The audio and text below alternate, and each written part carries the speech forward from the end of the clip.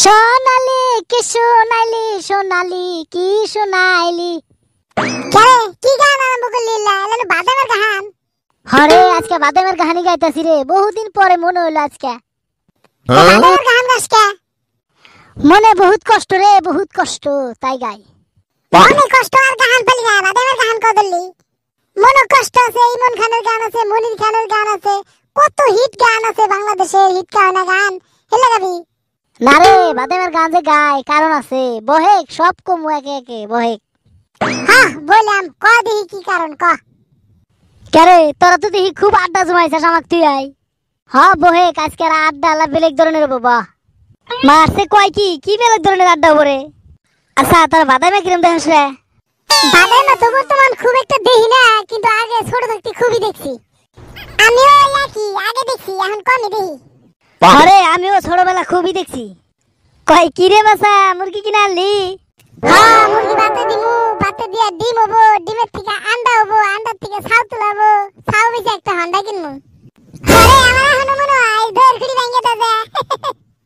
আবার তো ওই যে চেঙ্গু মিয়ার বই যায় যে বাদে মাঝে মারে, কয় চাচা আগুন দে না, কয় শালা করে কুত্তা না দিলে কি আগুন দিব? এই বাদামে আর চেঙ্গুমি আর অভিনয় যেটা ভালো লাগে না আমার কাছে, এখনো দেখবার মন ধরে, কিন্তু পড়াশোনার ফাঁকে থাকি তো টাইম পাই না। আরে এখন আর দেখবার চাইলি আর ওকে নতুন ভিডিও দেখাম না, হে দিন গেল গা।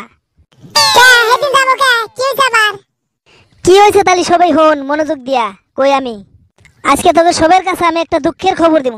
কই কি কি দুঃখের খবর আমার? তুই তো সারা জীবন সুখের খবরই কস, আসি তামসার কথা কস, আজকে আবার দুঃখের খবর ক দেখি ক। এই ভাদাইমা নামের যে কৌতুক গুলা বাংলাদেশ থেকে প্রচার হয়েছে, অভিনয় করছে আসান আলী, চেঙ্গু মিয়া আরো অনেকেই, যেগুলা বিখ্যাত ছিল খুব। ওর মধ্যে তো আসান আলী তো কিছুদিন আগে মরলই, সবাই শুনছি আমরা। হরে আসান আলী যেদিন মরলো সেদিন আমার খুব খারাপ লাগছিল এই মরার খবরটা শুনে। এবারে 2 দিন আগে এই রবি চেঙ্গু যে আমরা কই, রবি মিয়া, উনিও কিন্তু 2 দিন আগে মারা গেছে। এহে ইন্না লিল্লাহি ওয়া ইন্না ইলাইহি রাজিউন। এই দুইজন ভালো ভালো অভিনেতাই ফুরাই গেল, তাহলে এখন আমরা ভালো ভালো কৌতুক পাম গড়াই। তা অবশ্য সুবিধা হবো না, কারণ বাদামে তো বর্তমানে অভাব নাই, বহুত বাদামে নামছে তো। এখনকার বাদামে এলে বাদামে এলো নাই, উল্লে যে বাদামে এলে যে বাড়ির মানুষের খাতে নিয়ে যে বাদামে গুলো দেখমু, সেই সুবিধাটা নাই, সব অশ্লীল। হ্যাঁ তোরা ঠিকই কইছাস। আগে আমরা যে বাদামে গুলো দেখছি, আসান আলী, চেঙ্গু মিয়া সহ আরো যারা অভিনয় করছে, আগের বাদামে গুলো খুব বিনোদনমূলক ছিল, অনেক কোনো ধরনের অশ্লীলতা আসলো না। কিন্তু এখন যে নতুন নতুন বাদামের গ্রুপ নামছে, আলমগীর টালঙ্গীর আরো গ্রুপ আছে, এই বাদামের গুলো তো কোনো ধরনের বাদামেই না, এগুলো হলো খুব অশ্লীলতায় ভরা, এগুলো এক প্রকার নেগেট ভিডিও, খারাপ ভিডিও।